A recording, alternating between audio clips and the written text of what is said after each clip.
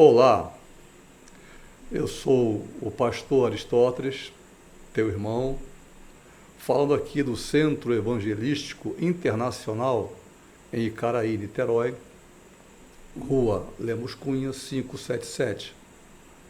E estamos agora na 12ª aula, a penúltima aula do trimestre, do último trimestre de 2024.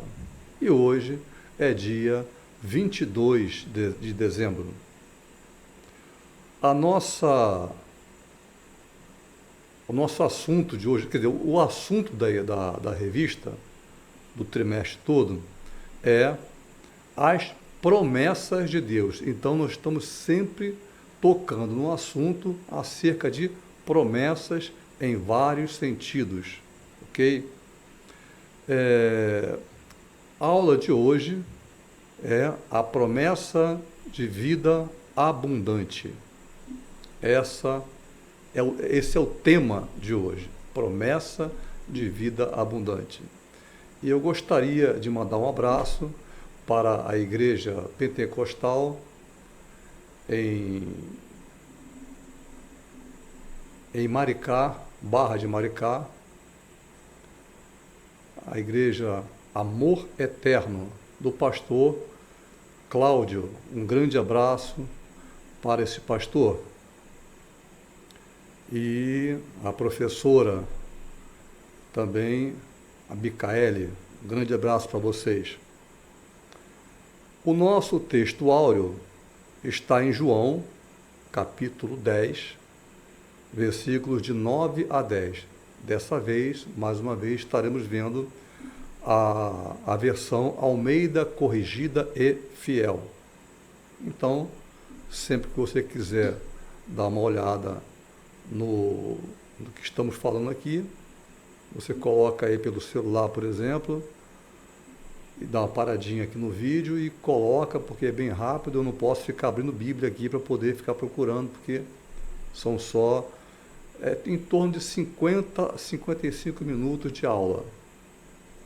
Então, João, capítulo 10, versículos de 9 a 10, que diz, esse é o texto áureo, não é a leitura bíblica em classe, que vai também inserir esses versículos aqui.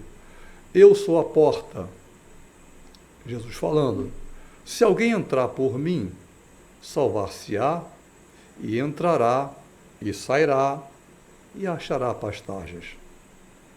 O ladrão não vem senão a roubar, a matar e a destruir.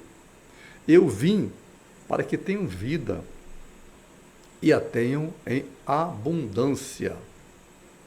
Ou seja, é uma vida que transborda. Ele chega a falar, rios de água viva fluirão no ventre daquele que crê. Não é apenas algo normal, fluirão e transbordarão. E a verdade prática dessa lição de hoje, você pode ver a tua revista aí, o Senhor Jesus tem uma promessa de vida abundante para quem se relaciona com Ele de maneira plena. O nosso amigo fiel preenche todas as nossas necessidades físicas, emocionais e espirituais. É a nossa verdade prática. Então, agora estaremos orando e colocando a nossa leitura bíblica em classe. Senhor nosso Deus, nós te louvamos, Senhor. Nós te agradecemos pelo dia de hoje, esse 22 de dezembro, Senhor, chegando já ao fim de 2024, Tu nos tens abençoado, Senhor, todo aquele que tem acompanhado essas lições. Deus querido, dá-nos, ó Pai, que a nossa mente possa se abrir pelo Teu entendimento, Senhor, pela Tua graça, pela Tua misericórdia, e que todos possamos aprender diretamente do trono da Tua glória, para louvor do Teu nome, Senhor. Em nome de Jesus. Amém. Então, a leitura bíblica em classe insere também, né, o texto áureo. O texto áureo é só João 10, 9 e 10, versículo 9 e 10. Agora, a leitura bíblica em classe é João 10, versículo de 7 a 18. Essa é a leitura bíblica em classe. E mais uma vez, nós nos colocamos à disposição, tá? Sempre que você quiser vir aqui, Rua Lemos Cunha, aqui em Caraí, 577, será bem-vindo. Se você quiser assistir uma aula presencial, e você vai receber a tua revista, tá? Gratuitamente, claro, né? Versículo 7. Tornou, pois, Jesus a dizer-lhes: em verdade vos digo, que eu sou a porta das ovelhas. Todos quantos vieram antes de mim são ladrões e salteadores. Mas as ovelhas não os ouviram. Eu sou a porta. Se alguém entrar por mim, salvar-se-á, e entrará e sairá, e achará pastagens. O ladrão não vem senão a roubar, a matar e a destruir. Eu vim para que tenham vida e a tenham em abundância. Eu sou o bom pastor. O bom pastor dá a sua vida pelas ovelhas. Mas o mercenário e o que não é pastor, de quem não são as ovelhas, vê vir o lobo e deixa as ovelhas e foge. E o lobo as arrebata e dispersa as ovelhas. Ora, o mercenário foge, porque é mercenário, e não tem cuidado das ovelhas. Então ele fala aqui daquele que não é pastor e daquele que é mercenário. São dois tipos de pessoas que podem estar se fingindo de pastores, né? De guardadores de ovelhas. Eu sou bom pastor e conheço as minhas ovelhas, e das minhas sou conhecido. Assim como o Pai me conhece a mim, também eu conheço o Pai, e dou a minha vida pelas ovelhas. Ainda tenho outras ovelhas, que não são deste aprisco. Neste caso aqui, ele está falando da gente. Até esse ponto ele falava do judeu. Agora está falando dos gentios, ou seja, nós. Ovelhas que não são desse aprisco. Também me convém agregar estas, e elas ouvirão a minha voz, e haverá um rebanho e um pastor. Por isso, verso 17, por isso o Pai me ama, porque dou a minha vida para tornar a tomá-la. Ninguém a tira de mim, mas eu de mim mesmo a dou. Tenho poder para dar e poder para tornar a tomá-la. Esse mandamento recebi do meu Pai. O Senhor Jesus, ninguém pode ficar pensando assim, tadinho, tadinho, tadinho. Glória a Deus. Porque ele falou assim, ninguém tira a minha vida. Eu é que estou dando a minha vida. Ele é o Senhor dos exércitos. Ele é a ovelha. E quando ele fala aqui em ovelha, para o povo judeu, vamos sempre verificar o seguinte. Mateus, já falamos isso aqui, vamos repetir. Mateus, o Evangelho de Mateus, ele fala para o judeu. Marcos, que é o segundo, já não é mais para o judeu, é para o romano, porque ele era romano. Lucas já fala para o grego, ele era grego. A linguagem dele é para o grego. Mas João, que aqui é João capítulo 10, João fala para a igreja. Então ele fala aqui numa linguagem para toda a igreja, em que todo mundo vai entender. E principalmente o judeu, esse iria entender exatamente o que era isso aí. Porque eles sabiam o que era um pastor de ovelhas, eles conheciam esse trabalho. A ovelha não vai atrás do pastor que ela não conhece a voz. Pode até pastores se reunirem em um certo ponto para beber água. As ovelhas todas ficam juntas, na hora que ele levanta e dá o chamado e vai embora, só as ovelhas dele é que saem com ele. As ovelhas que são de outros pastores ficam. Elas conhecem a voz do pastor. E eles entenderam isso aqui. Jesus fala para a gente numa linguagem de acordo com o teu serviço, com o que você vive, de acordo com a escola, faculdade, que você está vivendo. Jesus vai falar dentro daquilo que nós estamos vivendo. Pode ser em sonhos, pode ser em revelações, mas ele vai falar dentro daquilo, da linguagem que nós entendemos. E ele fala aqui na linguagem que o povo conseguia entender. Os objetivos da lição primeiro, são sempre 3, não é isso? Apresentar o Senhor Jesus como a fonte da vida abundante. Ele é a fonte. Ele fala sobre isso, que ele é a fonte das águas da vida. 2, conceituar e explicar a vida abundante. O que é a vida abundante?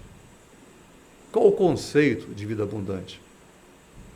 E o terceiro é elencar o que identifica a vida abundante. Então vamos colocar aqui, evidenciar o que é a vida abundante. E agora na sua revista, a parte de introdução, eu não vou ler a revista, como já falei sempre, o professor, ele não está aqui para ficar lendo a revista. Seja na igreja, seja aqui, e a nossa igreja se coloca assim, Centro Evangelístico Internacional, se coloca à disposição de quem queira orientações acerca de escola bíblica dominical, porque existem muitas igrejas que perderam essa ferramenta tremenda que é a escola bíblica dominical. Existem as pregações dos pastores e existe a escola bíblica dominical, que vai ajudar os pastores, que vai ajudar a própria ovelha a crescer, a se desenvolver na palavra de Deus. Então, a introdução é tipo assim um pano de fundo do que vamos falar aqui. Diz assim, eu coloquei dessa forma: a vida com Cristo se contrasta diretamente com a vida sem Cristo. São coisas bem diferentes, contrasta uma vida com Cristo e uma vida sem Cristo. Quando estamos em Cristo, tudo o que ansiamos e desejamos tem outros fundamentos. Não é para que eu me sirva, não é para que eu venha a ser bem-sucedido, eu quero ser bem-sucedido, mas a minha vida não é o principal é Cristo na minha vida, porque você, nós não somos bem, nós somos bem complicados, nós somos bem, todos. Quem quiser levantar a mãozinha aí, dizer assim, eu não sou complicado, poxa, eu queria te conhecer, porque eu sou muito complicado, só vejo gente complicada, mas quando Cristo, Paulo fala sobre isso, não sou mais eu que vivo, mas Cristo vive em mim. E a vida que agora vivo na carne é para honra e glória de Deus, para louvar, para glorificar, para servir o Senhor. Isso fazia dele uma pessoa com paz, uma pessoa vitoriosa, uma pessoa completa. Só em Deus é que nós nos completamos. Então, quando estamos em Cristo, tudo que ansiamos, desejamos, repetindo, tem outros fundamentos. A vida abundante em Cristo preenche lacunas, a vida abundante em Cristo preenche lacunas que até então nem imaginávamos que poderiam ser preenchidas.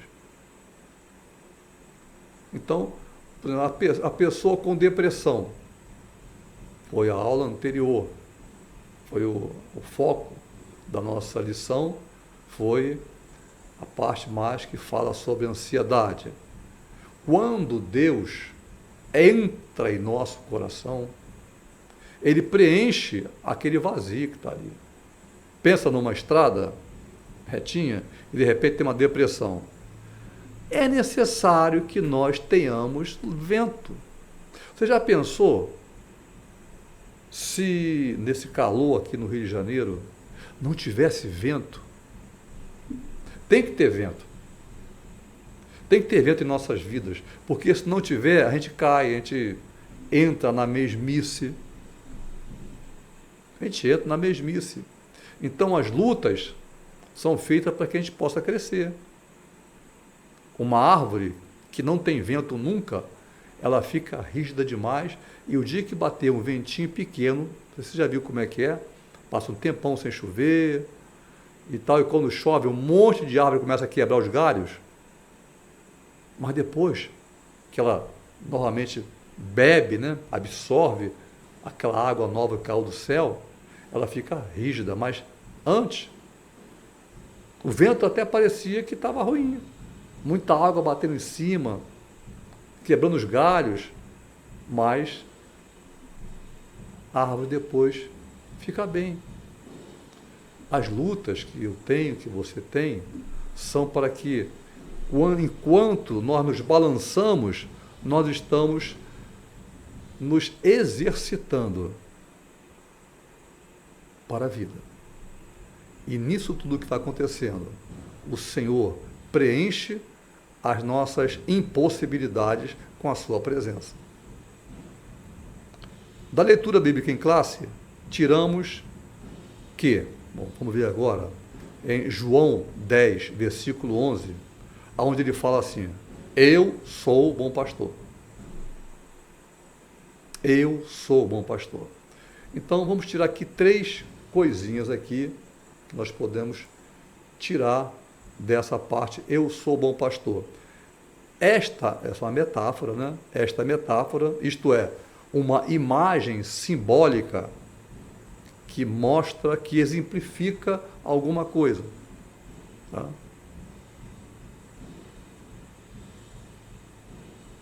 Ilustra o cuidado carinhoso e devoto para com seus seguidores. Vocês são minhas ovelhas. Eu sou o pastor de vocês. Estão falando aqui de ovelhas e pastor. Eles entenderam isso. Esse tipo de conversa, de introdução no assunto que ele começava, para o público que estava ali, eles entenderam. A ovelha precisa do pastor. Eu preciso do pastor. E ele diz, eu sou bom pastor. Agora, tem uns que fingem que são pastores e outros são até mercenários. Querem se aproveitar. Mas eu sou bom pastor. E devoto, eu ilustro o cuidado carinhoso e devoto para com seus seguidores. Jesus está constantemente olhando para eles, aquelas pessoas que estão ali, com o intuito de orientá-los e mantê-los longe do mal. A ovelha é isso, vem lá o lobo, quem parte para cima, a ovelha, tadinha, se ela ficar enganchada em alguma coisinha, ela não consegue sair, fazer força, ela fica paradinha, um carrapicho qualquer, ela não consegue sair. O pastor vai lá e tira os carrapichos, tira as coisas ruins, os espinhos que ficaram presos na lã, que ela não consegue sair. O lobo vem em cima, ele pega e afugenta o lobo. Davi, ele enfrentava o urso, o leão, para manter as suas ovelhas. E as ovelhas, elas piamente confiam no seu pastor. Então, falando aqui sobre a metáfora, né? O bom pastor. Segundo, a característica distinta que Cristo tem como supremo pastor, ou seja, o bom pastor. característica de supremo pastor, é sua disposição de morrer por suas ovelhas. Pode vir o que for, se for preciso morrer pelas minhas ovelhas, vou morrer. Só que ele fala assim, tem um porém, ninguém tira a minha vida, eu é que dou, eu tenho o poder de dar e tomar. Esse poder eu recebi de meu Pai.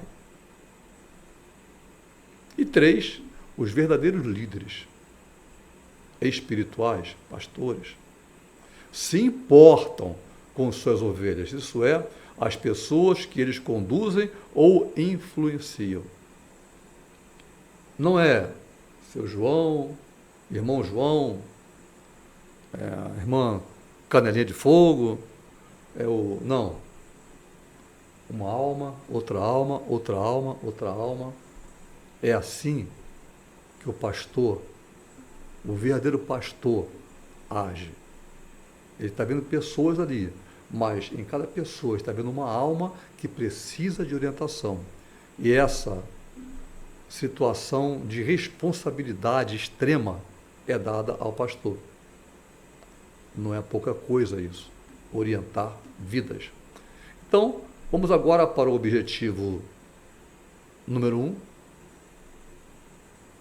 Jesus, a fonte da água abundante. Vamos falar agora sobre Jesus como a fonte da água abundante. Nós lembramos ali a mulher que estava na beira do poço, né? Jesus vem e fala com ela, e ela, meio aborrecida, porque a cidade dela brigava com a cidade dos judeus. Mas ele fala para ela, quando ele pede água, ele fala assim, olha, se você soubesse quem está falando contigo, você mesmo me pediria, e ele te daria água da vida. Lembra dessa passagem? Então depois vocês vão ver isso aí. Quem é esta cidade? Essa cidade brigava tanto que quando alguém ia para Jerusalém, se passasse o caminho dela por essa cidade, eles atravessavam o Jordão, ia para o outro lado e depois continuar, para não passar nessa cidade. Faça uma leitura sobre essa cidade. Aquela mulher que tinha 5 maridos. Jesus fala a você, é verdade, você tem 5 maridos e o que você tem agora não é teu marido. E ela diz, ó Senhor, vejo que és profeta. Procura isso lá. Então, a fonte da água da vida. O pastor se relaciona com suas ovelhas, as protege, dirigindo-se à frente delas no caminho para livrá-las do perigo, para levá-las a um ponto de pastagens, grama verdejante, local com água, tira, mesmo que ela esteja andando pelo vale da sombra da morte, que é um despenhadeiro que se cair já era, elas estão confiantes que a vara e o cajado do pastor, vão conseguir resgatá-la. João capítulo 10, versos. Estamos em João capítulo 10. Vamos buscar um pouquinho antes, verso 3 e 4, diz assim, a este, que é quando ele está se apresentando como o pastor de ovelhas. A este, o porteiro abre, e as ovelhas ouvem a sua voz. As ovelhas ouvem, entendem, é ele o pastor. E chama pelo nome as suas ovelhas. Você já pensou? 100 ovelhas? Eram 100 ovelhas. 100 ovelhas. Cada uma tem um nome. E quando ela chama aquela só que vem, ele as traz para fora do aprisco E quando tira para fora as suas ovelhas, vai adiante dela, não vai sozinho não. Ele vai adiante, olhando se tem algum perigo. E as ovelhas o seguem, por quê? Porque conhecem a sua voz. É uma coisa linda, é uma figura linda, as ovelhas e o pastor. Além dessa imagem do pastor, João 10 também apresenta Jesus como a porta das ovelhas. Ele é o bom pastor, mas ele também é a porta. Verso 7. Depois você veja aí no verso 7, que diz assim: esta porta simboliza o caminho de salvação espiritual. Eu sou o caminho, a verdade e a vida. Ninguém vem ao Pai senão por mim. João 14,6, em que um relacionamento pessoal, isso é importantíssimo. O que Deus quer da gente é isso. É um relacionamento pessoal e eterno com Deus se torne possível, e tudo o que a vida abundante que a ovelha necessita será encontrado em quem? Em Deus, o dono da vida. É lindo isso. Andar na presença de Deus. Tantas vezes nós precisamos de ter soluções, principalmente os jovens, que começam a enfrentar o mundo e querem ter uma direção, estão numa encruzilhada, vou para cá, vou para ali. Ora a Deus e Deus responde: por aqui é melhor. É tão melhor, é tão melhor. Andar sozinho não é legal. Quando aqueles 2 discípulos estavam no caminho de Emaús, tristes, logo após a morte e ressurreição de Jesus, eles estavam indo para Emaús, é uma distância de 12 quilômetros, dá umas 2 horas a pé. Eles estavam indo para lá, Jesus foi com eles.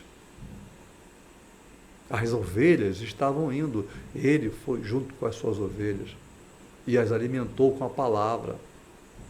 E só saiu depois que eles conseguiram entender: é ele que está aqui.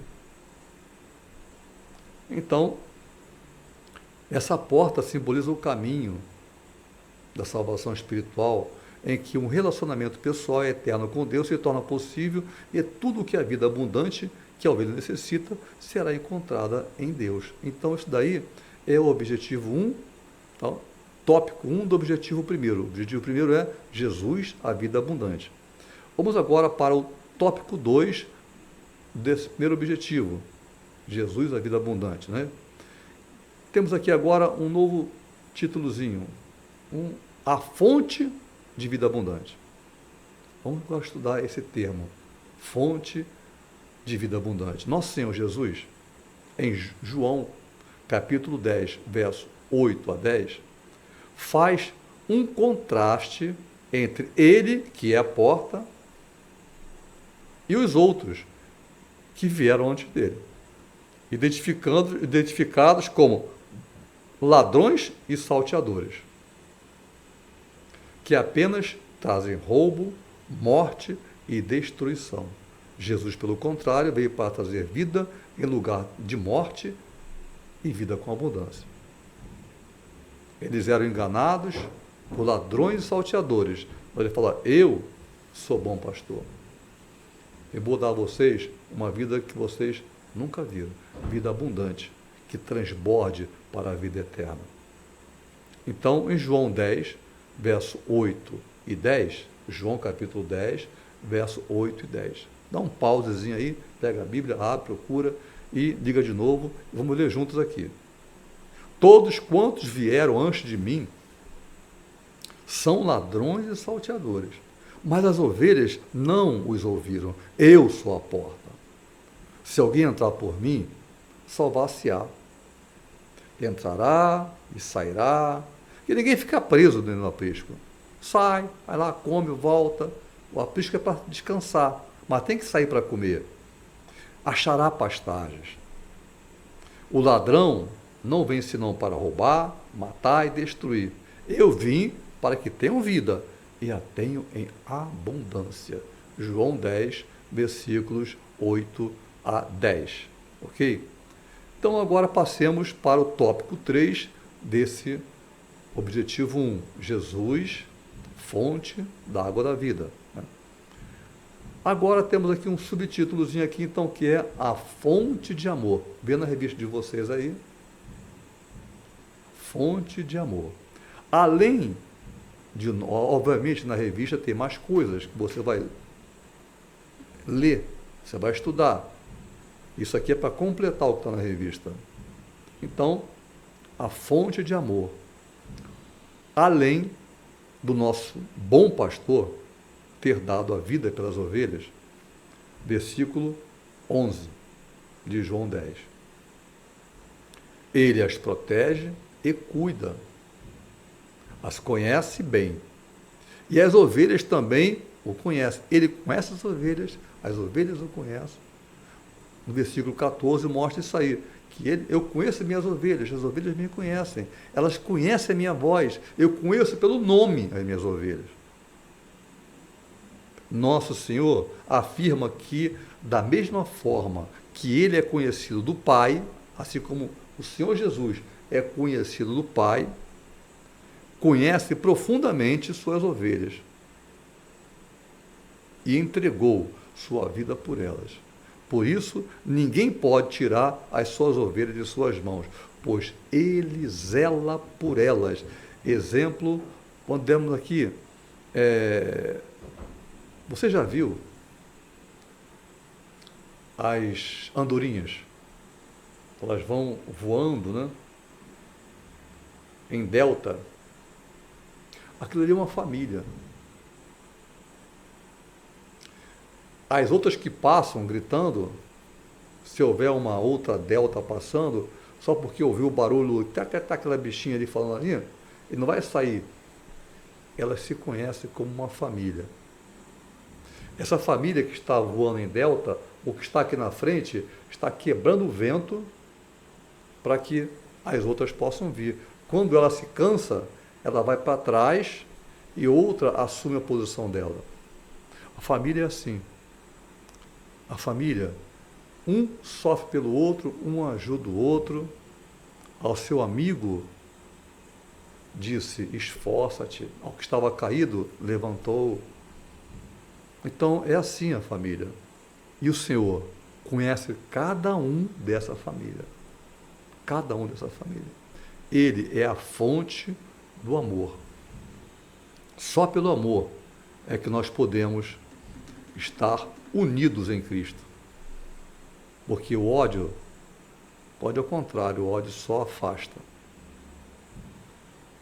Passemos agora para, estamos falando sobre fonte da água da vida, agora vamos ver agora a vida abundante. Objetivo 2, a vida abundante. Tópico 1 do objetivo 2, conceito de vida abundante. Então, falamos sobre isso aí. Vamos ver qual é o conceito de vida abundante. Podemos comentar a respeito do que significa a vida abundante, mencionada pelo nosso Senhor, mediante o relacionamento que estabelecemos com Deus por meio de Jesus, o nosso pastor. Trata-se de uma nova vida integral em Cristo, em que tudo se faz novo e se torna em autêntica novidade de vida. Você pode ver 2 Coríntios 5, 17. Isso que eu acabei de falar aqui está em 2 Coríntios 5, 17. Que diz assim, assim que se alguém está em Cristo, nova criatura é. As coisas velhas já passaram. Eis que tudo se fez novo. É algo inexplicável. É Deus tocando. Porque o vazio que muitos de nós temos, o que eu tinha, ele é preenchido exatamente pela presença de Deus. Costumamos falar que nós, o ser humano, tem um buraco na sua alma que é preenchido exatamente pela presença de Deus, que é infinito. Já aí é um mistério, né? O Deus infinito cabe na minha alma e me completa. Mas ele pode fazer isso. Tópico 2 do objetivo 2. Estamos aqui, a vida abundante agora. Antes era fonte d'água da vida, agora a vida abundante.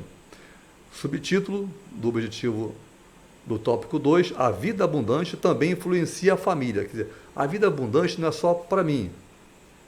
Por exemplo, a pessoa casou e diz assim, eu gosto daquela menina porque vou me casar com ela porque ela vai me fazer feliz. Eu gosto daquele menino porque ele vai me fazer feliz. Não casa não. Não casa não. Muda a tua cabeça. Ninguém se casa para que o outro o faça feliz. Você não é o centro do mundo. Sinto dizer. Você se casa para fazer o outro feliz. A menina para fazer o marido feliz. E o menino para fazer a esposa feliz. Aí está tudo certo. Não é voltado para o nosso umbigo, não. Nós vivemos para os demais. Então, a vida abundante influencia a família. Vejamos o episódio da ocasião da libertação de Paulo e Silas. Quando os dois, à meia-noite, cantavam na prisão. O carcereiro, apavorado, isso aqui está em Atos, capítulo 16. O carcereiro, apavorado, perguntou a Paulo o que podia fazer para ser salvo. De modo que o apóstolo respondeu, crê no Senhor Jesus Cristo e serás salvo. Não é assim, crê no Senhor Jesus Cristo e serás salvo. Não. Ele diz, crê no Senhor Jesus Cristo e serás salvo, tu e a tua família, tu e a tua casa.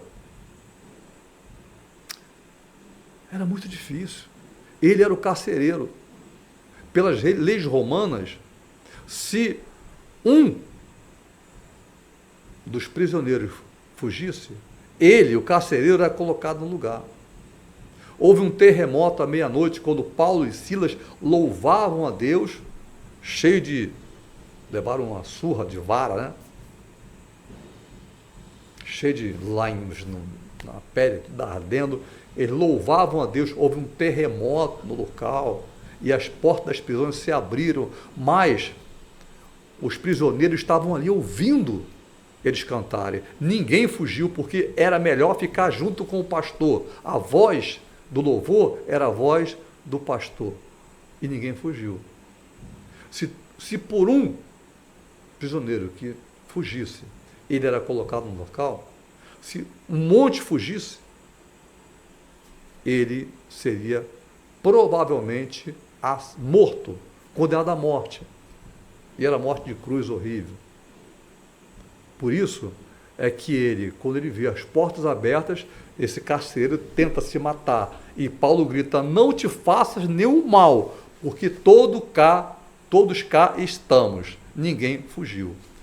E ele agora pergunta, o que eu faço para me salvar? Isso aqui é algo totalmente diferente do que eu já vi.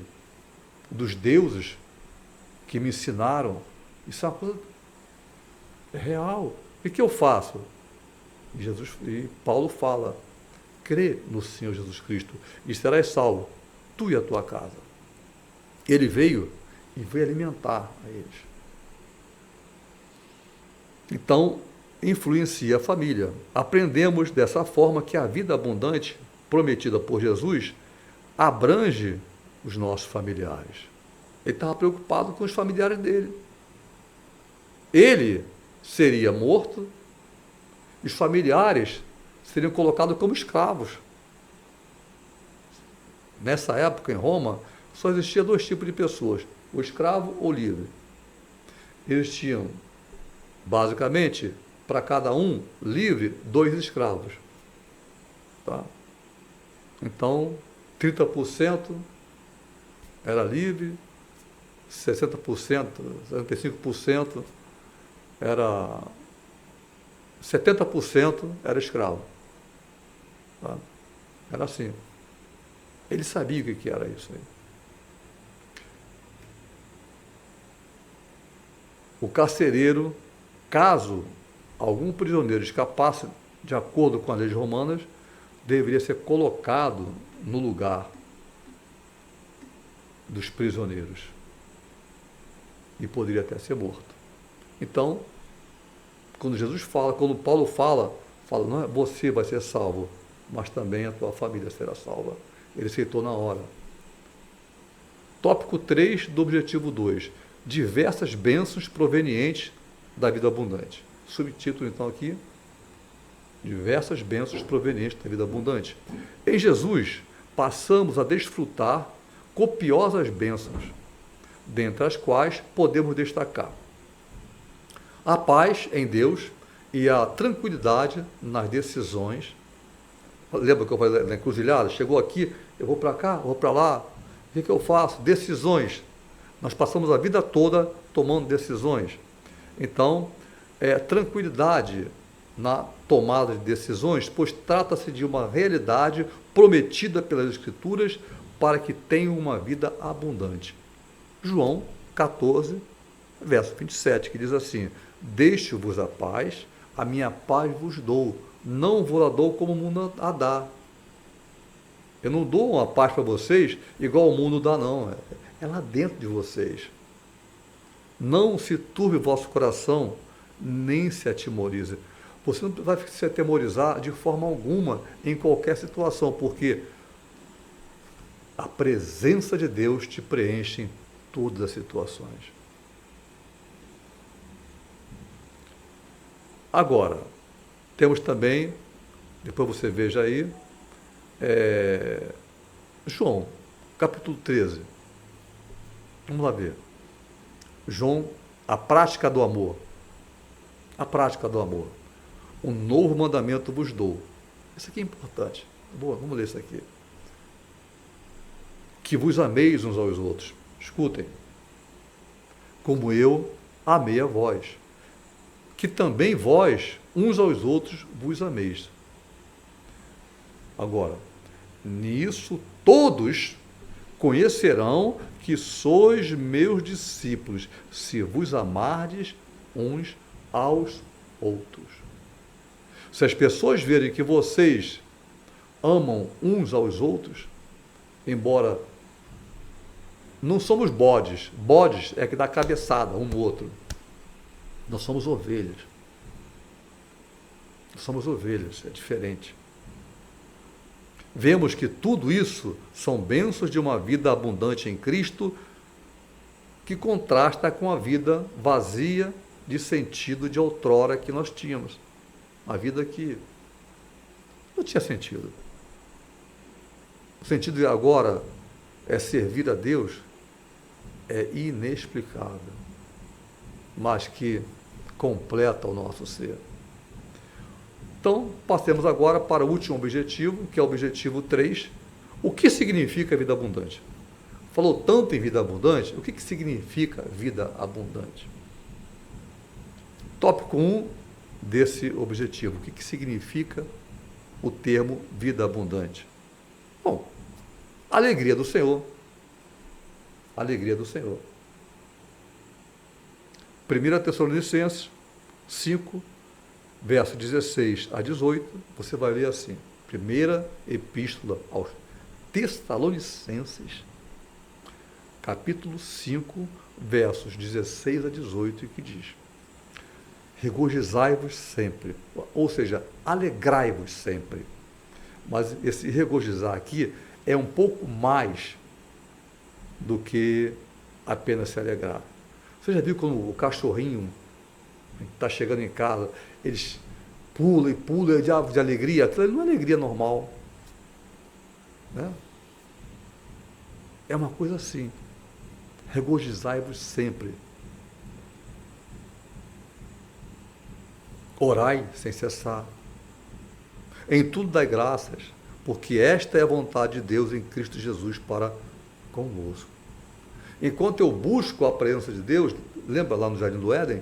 Todos os dias, Deus vinha buscar Adão para conversar com Adão. pela viração do dia. Deus vinha para falar com Adão. Deus quer relacionamento com o homem. Como esse relacionamento foi quebrado, ele foi quebrado pelo pecado original, em Jesus Cristo, agora nós vamos a Deus. Mudou tudo. Ele vinha falar com o homem. Foi quebrado esse elo. Mas em Jesus Cristo, o elo foi refeito. E ele é a porta. Ele é a ponte que nos leva de volta a Deus. E através do nome de Jesus, Deus nos apresenta nos recebe diante do trono da sua glória. E fala conosco, ele quer isso. Então, orar sem cessar, buscar a sua presença, em tudo agradecer, em tudo dar graças. Por quê? Porque essa é a vontade de Deus em Cristo Jesus. Que a gente agradeça por tudo. Porque Deus é conosco, ele é o nosso pastor, que nos livra de tudo. Em Provérbios, o sábio, o Salomão, ele diz que a alegria é um bom remédio.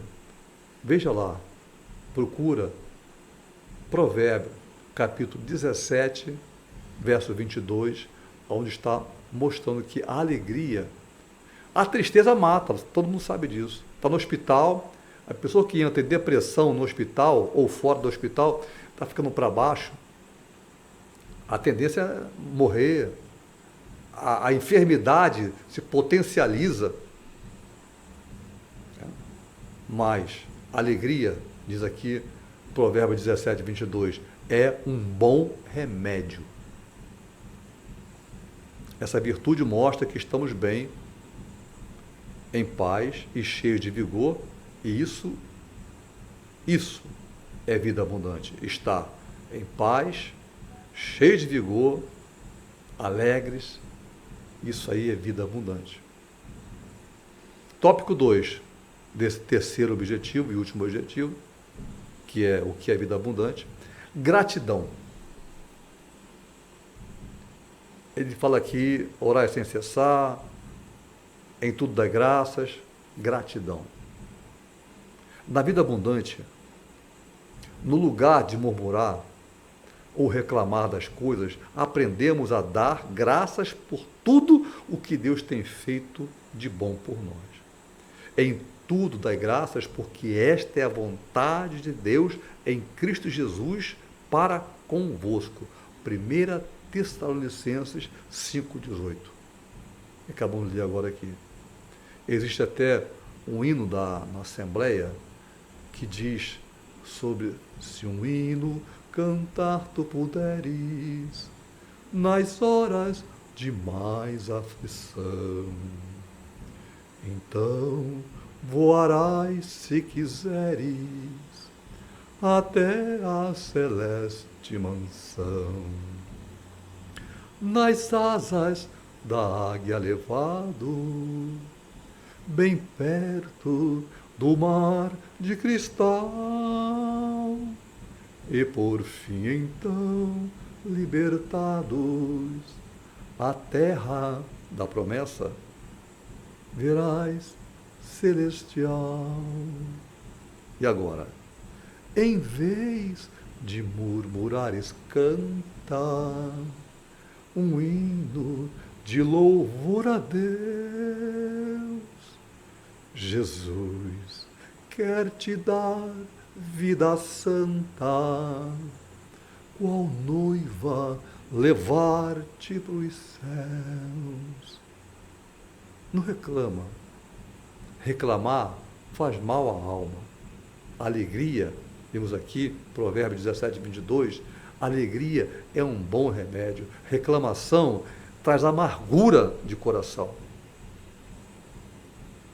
Então, gratidão por tudo. É isso que nós temos que ter. Nada nos abalará. E por fim, o último tópico 3, do objetivo 3, uma vida no Espírito, uma vida de oração.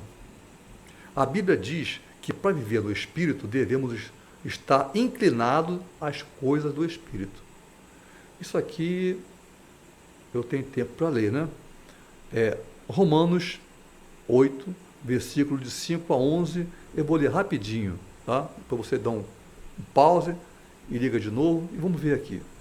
Porque os que são segundo a carne inclinam-se para as coisas da carne. As pessoas que vivem reclamando acabam se inclinando só para a tristeza, para a carne, e não para o espírito. Mas os que são segundo o espírito se inclinam para as coisas do espírito. Por quê? A inclinação da carne é morte, é tristeza. Alegria é vida. Né? Provérbios 17, 22, é um bom remédio. A inclinação da carne, tristeza, é da carne, é morte. Mas a inclinação do espírito é vida e paz. Porquanto a inclinação da carne é inimizade contra Deus, pois não é sujeita à lei de Deus, nem em verdade o pode ser. Portanto, os que estão na carne não podem agradar a Deus. Vós, porém, não estáis na carne, mas no Espírito, se é que o Espírito de Deus habita em vós. Mas, se alguém não tem o Espírito de Cristo, esse tal não é dele. E se Cristo está em vós, o corpo, na verdade, está morto por causa do pecado, mas o Espírito vive por causa da justiça. E se o Espírito daquele que dentre os mortos ressuscitou a Jesus Cristo habita em vós, se o Espírito de Deus habita em vós, aquele que dentre os mortos ressuscitou a Cristo também vivificará, transformará os vossos corpos mortais pelo Espírito que em vós habita. Então, ele faz aqui um jogo de palavras para dizer o seguinte: olha, confia, apenas confia. Ele está contigo e jamais te abandonará. A conclusão dessa aula, estamos chegando aqui ao final, diz: a vida abundante em Cristo é a nova vida que ele prometeu para os que creem nele como Senhor e Salvador. A promessa de vida abundante está disponível a cada crente que desenvolve um relacionamento pessoal com o nosso Senhor, um relacionamento pessoal. Como é que eu tenho esse relacionamento? Vai orar. Não é rezar não, né? Rezar, gente. Quando ele ensinou o Pai Nosso, ele orou. Quando eu decorei o Pai Nosso, é bom, Pai Nosso, qualquer igreja, nossa igreja, de vez em quando a gente faz também, Pai Nosso está no céu, santificado. Mas quando eu estou falando de uma oração que alguém fez e que eu decorei, aí não é mais uma oração, é uma reza. Reza é uma coisa, oração é outra. Eu gravei como é que se faz uma multiplicação, eu posso fazer uma multiplicação aqui, enquanto estou assobiando o hino nacional. E faço. Eu não estou com a alma naquilo ali. Então, reza é isso. A oração, eu rasgo meu coração diante do Senhor, humilhai-vos debaixo das potentes mãos de Deus, e Ele, a seu tempo, no tempo dele, Ele vos exaltará. Então, Deus, viver de um modo inteligente, saudável e para a glória de Deus, é um aprendizado diário, isso aqui na conclusão. Assim como Salomão, vivemos várias estações da nossa vida e não podemos desprezar nenhuma delas. Cada uma das etapas da nossa vida é única. Somos responsáveis por torná-las especiais. Se nós ficarmos murmurando, vai ser uma coisa horrível. Se nós glorificarmos a Deus nas situações, nos furacões que se levantam, vamos atravessar por eles normalmente. Por isso, meu último conselho é para que você viva cada dia como se fosse o último. Jesus falou assim: basta a cada dia o seu mal. Já tem o mal nele, já tem que vencer. Apenas confia que vosso Pai Celeste vai te abençoar. Apenas confia. Deus só quer isso de nós, que nós confiamos. Não tenha medo de ser feliz, de sorrir e de viver. Temos um Deus que ama a vida e que também te ama. Um Deus maravilhoso. Ele disse: eu estarei convosco em todos os dias da tua vida, minha ovelha. Não te abandonarei jamais, em todos os instantes, até os teus últimos dias. Ele estará contigo. Então, por que não confiar? Amém? Então, estamos aqui encerrando nossa última aula, penúltima aula do ano, e dizendo para você, fique à vontade, se você não quiser nos dar a honra de vir aqui, o Centro Evangelístico Internacional de Caraí, e se puder, coloque as dúvidas que você tiver, entra aí na parte de perguntas, de repente você quer fazer alguma pergunta, faça, e vamos ter na próxima aula, vamos ver aqui, ou dar uma olhada, se alguém fez alguma pergunta, para responder, né? Vamos responder as perguntas, as dúvidas que houverem, tá bom? Que o Senhor te abençoe e te guarde. Que o Senhor faça resplandecer o seu rosto sobre você, sobre a sua casa, o teu serviço, tua família, a tua escola, onde você estiver. E tenha misericórdia de ti.